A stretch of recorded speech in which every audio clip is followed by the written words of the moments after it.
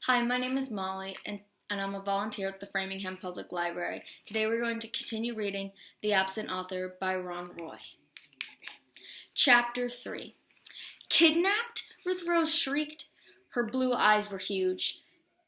Josh and Dink covered their ears. Shh, said Josh. He handed the letter back to Dink and gave a quick gesture with his hand. Some strange woman is watching us. Dink had noticed that woman earlier. She'd been sitting in the back of the book nook. She's coming over here, Ruth Rose said. The woman had brown hair up in a neat bun. Her half glasses perched on her nose. She was wearing a brown dress and brown shoes and carried a book bag with a picture of a moose on the side. Around her neck she wore a red scarf covered with tiny black letters. "Excuse me," she said in a soft, trembly voice. "Did you say Wallace Wallace has been kidnapped?" The woman poked her glasses nervously. Dink wasn't sure what to say. He thought Wallace Wallace had been kidnapped, but he couldn't be sure. Finally, he said, "Well, he might have been." "My goodness," gasped the woman. "Who are you?" Josh asked her. "Oh, pardon me," the woman blushed. "My name is Mavis Green," she mumbled. "I'm a writer, and I came to meet Mr. Wallace." Dink said, "I'm Dink Duncan. These are my friends Ruth Rose and Josh." Mavis shook hands shyly. Then she reached into her book bag and pulled out a folded paper. "Wallace Wallace wrote to me last week. He said something very peculiar in his letter. I didn't think much of it at the time, but when he didn't show up today, and then I heard you mention kidnapping." She handed the letter to Dink. Josh and Ruth Rose read it over his shoulder. "Dear Mavis, thank you for your note. I'm well, and thank you for asking. But lately, my imagination is playing tricks on me. I keep thinking I'm being followed. Maybe that's what happens to mystery writers. We start seeing bad guys in the shadows. At any rate, I'm eager to meet you in Greenlawn, and I look forward to our lunch after the signing. Wallace Wallace." The letter is right there. "Wow," Ruth Rose said. "First he says he's being followed, then he winds up missing." Dink told Mavis about his letter from Wallace Wallace. He said the only thing that would keep him from coming today was if he was kidnapped. "Oh dear," said Mavis. "I just don't understand. Why would anyone want to kidnap Wallace Wallace? If he's the most famous mystery writer in the world, he must be rich, right?" Josh said. "Maybe someone kidnapped him for a ransom." Suddenly, Josh grabbed Dink and spun him around, pointing toward the street. "Look! The cops are coming. They must have heard about the kidnapping." A police officer was walking towards them. "Josh, that's just Officer Fallon, Jimmy Fallon's grandfather," Dink said. "Jimmy came to get a book signed. I saw him inside the book nook." "Maybe we should show Officer Fallon these letters," Ruth Rose suggested. "They could be clues if Wallace has really been kidnapped." "Who's been kidnapped?" asked Officer Fallon, who was now standing near them. "Not my grandson, I hope," he added, grinning. Dink showed Officer Fallon the two letters. "We think Wallace Wallace might have been kidnapped," he said. "He promised he'd come to sign the books, but he isn't here." Officer Fallon read Mavis's letter first, then Dink's. He scratched his chin, then handed the letters back. "The letters do sound a bit suspicious, but it's more likely that Mr. Wallace just missed his flight." Jimmy Fallon ran out of the book nook, waving a Wallace Wallace book at his grandfather. "Grandpa, he never came. Can we go for ice cream anyway?" Officer Fallon put a big hand on Jimmy's head. "In a minute, son." To Dink, he said, "I wouldn't worry. Mr. Wallace will turn up. Call me tomorrow if there's no news, okay?" They watched Jimmy and his grandfather walk away. Dink handed Mavis's letter back to her. He folded his and slid it into his pocket. Crazy thoughts were bouncing around in his head. What if Wallace Wallace really has been kidnapped? It happened because I invited him to Greenlawn. I'm practically an accomplice. "I don't want to wait till tomorrow," he said finally. "I say we start looking for Wallace Wallace now." "Where do we start?" Ruth Rose asked. Dink jerked his thumb over his shoulder. "Right here at the book nook." "Excuse me," Mavis Green said shyly. "May I come along too?" "Sure," Dink said. He marched back inside the book nook, with the others following. Mr. Paskey was putting the Wallace books back on a shelf. He looked even more nervous than before. "Excuse me, Mr. Paskey, have you heard from Wallace?" Dink asked. Mr. Paskey's hand shot up to his bow tie. "No, Dink, not a word." "We think he was kidnapped," Josh said. Mr. Paskey swallowed, making his bow tie wiggle. "Now, Joshua, let's not jump to conclusions.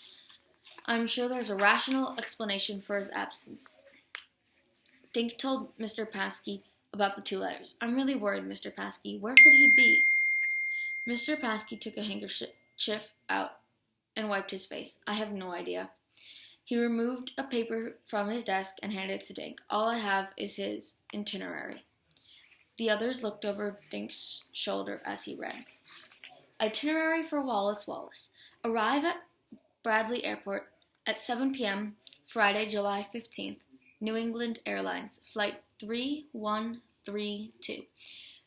2. Meet driver from Lawrence Taxi Service. 3. Drive to the Shangri-La Hotel. 4. Sign books at the Book Nook at 11 a.m. Saturday, July 16th. Number 5. Lunch, then back to airport for 4:30 p.m. flight." "Can I keep this?" Dink asked Mr. Paskey. Mr. Paskey blinked. "Well, I guess that'll be all right, but why do you need the itinerary?" Dink picked up a marker and drew circles around the words airport, taxi, hotel, Book Nook. "This is like a trail. It leads from the airport last night to the Book Nook today. Somewhere along this trail, Wallace disappeared." Dink stared at the itinerary. "And we're going to find him." Chapter 4. Mr. Paskey shooed them out of the Book Nook and locked the front door. "I have to eat lunch," he said. He scurried down Main Street. "Come on," Dink said. "There's a phone in Ellie's diner." "Good. Can we eat while you're calling?" Josh stopped. "Who are you calling?" "The airport, to see if Wallace was on that 7 o'clock flight last night." They walked into Ellie's diner just as Jimmy Fallon and his grandfather came out. Jimmy was working on a triple-decker chocolate cone. Ellie stood behind the counter. As usual, her apron was smeared with ketchup, mustard, chocolate, and a lot of stuff Dink didn't recognize. Ellie smiled. "Hi, Dink. Butter crunch, right?" Dink shook his head. "No thanks, Ellie. I came to use the phone." "Excuse me, but would it be all right if I bought each of you a cone?" Mavis Green asked. "I was going to buy lunch for Mr. Wallace anyway." "Gee, thanks," Josh said. "I'll have a scoop of mint chip and a scoop of pistachio." "Oh, you like green ice cream too," Mavis said. She smiled shyly. "I'll have the same, please." "I like pink ice cream," Ruth Rose said. "I'll have a strawberry cone, please, 1 scoop." "How about you, Dink?" Mavis asked. "I'm not hungry, thanks. But you guys go ahead. I'm going to call the airport." Dink felt guilty. If he hadn't invited Wallace to Greenlawn, his favorite author would be safe at home in his castle in Maine. But Dink couldn't help feeling excited, too. He felt like a detective from one of Wallace's books. Dink stepped into the phone booth and looked up the number for New England Airlines and called. When a voice came on, he asked if Wallace had been aboard Flight 3132 last night. He was. Did it land at 7 o'clock? Dink asked. "Thanks a lot." He rushed out of the phone booth. "Hey guys, they told me Wallace was on the plane, and it landed right on time. So we didn't miss his flight," Ruth Rose said through strawberry pink lips. "That's right," Dink pulled the itinerary. He drew a line through airport. "This is so exciting," Ruth Rose said. "Now what?" Josh asked, working on his double dipper. Dink pointed to his next circle on the itinerary. "Now we need to find out if a taxi picked him up." "Lawrence Taxi is over by the river," Ruth Rose said. Dink looked at Mavis. "Would you like to come with us? We can walk there in 5 minutes." Mavis Green wiped her lips carefully with a napkin. "I'd love to come," she said in her soft voice. They left Ellie's diner, walked left on Bridge Lane, then headed down Woodview Road toward the river. "Mr. Paskey looked pretty upset, didn't he?" Josh said, crunching the last of his cone. His chin was green. "Wouldn't you be upset if you had a bunch of customers at your store waiting to meet a famous author and he didn't show up?" Ruth Rose asked. Yeah, but he was sweating buckets, Josh said. I wonder if Mr. Paskey kidnapped Wallace Wallace. Josh, get real. Why would Mr. Paskey kidnap an author? Asked Ruth Rose. He sells tons of Wallace Wallace books. I don't think Mr. Paskey's the kidnapper, Dink said, but in a way, Josh is right. Detectives should consider everyone a suspect, just like they do in Wallace Wallace's books. At River Road, they turned left. 2 minutes later, Dink pushed open the door of Lawrence Taxi Service office. He asked the man behind the counter if one of the drivers had met Flight 3132 at Bradley Airport the previous night. The man ran his finger down the list on a clipboard. That would be Maureen Higgins. She's out back eating her lunch, he said, pointing over his shoulder. Walk straight through. They cut through the building to a grassy area in the back. Through the trees, Dink could see the Indian River. The sun reflected off the water like bright coins. A woman was sitting at a picnic table eating a sandwich and filling in a crossword puzzle. Excuse me, are you Maureen Higgins? Dink asked. The woman shook her head without looking up. Nope, I'm Marilyn Monroe. The woman wrote in another letter. Then she looked up. She had the merriest blue eyes Dink had ever seen. Yeah, cutie pie, I'm Maureen. She pointed her sandwich at Dink. And who might you be? I'm Dink Duncan, he said. These are my friends Josh, Ruth Rose, and Mavis. We were wondering if you could help us, Ruth Rose said. Maureen stared at them. How? Did you pick up a man named Wallace Wallace at the airport last night? Maureen squinted one of her blue eyes. Why do you want to know? Because he's missing, said Josh. Well, I sure ain't got him. Maureen took a bite out of her sandwich. Mayonnaise oozed onto her fingers. I know, we didn't think you had him, Dink said, but did you pick him up? Maureen nodded, swallowing. Sure, I picked him up. 7 o'clock sharp. I was there with my sign saying Wallace. The guy spots me, trots over. I take him out to my taxi. He climbs in, carrying a small suitcase. Kind of spooky guy, dressed in a hat, long raincoat, sunglasses. Sunglasses at night. Doesn't speak a word, just sits. Spooky. Did you take him to the Shangri-La Hotel, Dink asked. Yep, those are my orders. Guy didn't have to give directions, but it would have been nice if he'd said something. Pass the time, you know.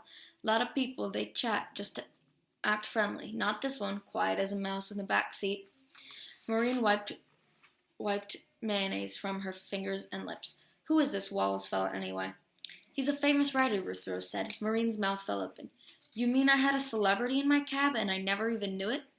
What happened when you got to the hotel? Josh asked. Maureen stood up and tossed her napkin in the trash. I get out on my side, then I open the door. He hops out, hands me a 20. Last I seen, he's scooting into the lobby. Dink pulled out the itinerary. He crossed out taxi with a thick black line. Then he drew a question mark next to hotel. Thanks a lot, Miss Higgins. He said, come on, guys. I have a feeling we're getting closer to finding Wallace Wallace. Maureen put her hand on Dink's arm. I just thought of something, she said. When he handed me my fare, this Wallace fellow was smiling. Dink stared at Maureen. Smiling? She nodded. Yep. He had a silly grin on his face, like he knew some big secret or something. Chapter 5. Back on Main Street, Dink adjusted his backpack and led the way to the Shangri-La Hotel.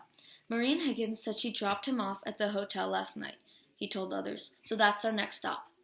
What if she didn't? Josh asked, catching up to Dink. What do you mean? I mean, maybe Maureen Higgins wasn't telling the truth. Maybe she kidnapped him. And she's hiding him in her lunchbox, Ruth Rose said. Very funny, Ruth Rose, Josh said. Maureen Higgins said she drove Wallace to the hotel. But what if she drove him somewhere else? You could be right, Dink said. That's why we're going to the hotel. With Dink in the lead, the four approached the check-in counter, the hotel lobby. Excuse me, Dink said to the man behind the counter. May we help you? He was the saddest-looking man Dink had ever seen. He had thin black hair and droopy eyebrows. His skinny mustache looked like a sleeping centipede. A name tag on his suit coat said Mr. Linkletter. We're looking for someone. Mr. Linkletter stared at Dink. He's supposed to be staying in this hotel, Josh said. The man twitched his mustache at Josh. His name is Wallace Wallace, Dink explained. Can you tell us if he checked in last night? Mr. Linkletter patted his mustache. Young sir, if we had such a guess, we wouldn't give out any information. We have rules here at the Shangri-La, he added in a deep, sad voice. But he's missing, Ruth Rose said. He was supposed to be at the book nook this morning, and he never showed up. Dink pulled out the itinerary. See? He was coming here from the airport. The taxi driver said she saw him walk into this lobby. And he's famous, Ruth Rose said. She placed her book on the counter in front of Mr. Linkletter. He wrote this. Sighing, Mr. Linkletter looked down at Ruth Rose. We are quite aware of who Mr. Wallace is, young miss. Mr. Linkletter turned his sad eyes back on Dink. He flipped through the hotel register, glanced at it, then quickly shut the book. Yes. Mr. Wallace checked in, he said. He arrived at 8:05. He did? What happened after that? Dink asked. Mr. Linkletter pointed toward a bank of elevators. He went to his room. We offered to have a suitcase carried, but he preferred to do it himself. Have you seen Mr. Wallace yet today? Mavis asked. No, madam. I have not seen him. Mr. Wallace is still in his room. Still in his room? Suddenly, Dink felt relieved. He felt a little foolish, too. Wallace hadn't been kidnapped after all. He was probably in his room right now. Can you call him? Dink asked. Mr. Linkletter tapped his fingers on the closed hotel register. He patted his mustache and squinted his eyes at Dink. Please, Dink said, we just want to make sure he's okay. Finally, Mr. Linkletter turned around. He stepped a few feet away and picked up a red telephone. As soon as his back was turned, Josh grabbed the hotel register. He quickly found yesterday's page. Dink and the others crowded around Josh for a peek. Dink immediately recognized Wallace's signature, scrawled in big, loopy letters. He checked in to room 303 at 8:05 last night. Dink pulled out his letter from Wallace and compared the two signatures. They were exactly the same. Josh dug his elbow into Dink's side. Look, he whispered. Josh was pointing at the next line in the register. Room 302 had been printed there. Check-in time was 8:15. Someone else checked in right after Wallace, Ruth Rose whispered. But the signature is all smudged. I can't read the name. When Mr. Linkletter hung up the phone, Josh shoved the register away. As Mr. Linkletter turned back around, Dink shut the register. He looked up innocently. Is he in his room? Dink asked. I don't know, Mr. Linkletter tapped his fingers on his mustache. There was no answer. Dink's stomach dropped. His mind raced. If Wallace had checked into his room last night, why hadn't he shown up to the book nook today? And why wasn't he answering his phone? Maybe Wallace had been kidnapped after all.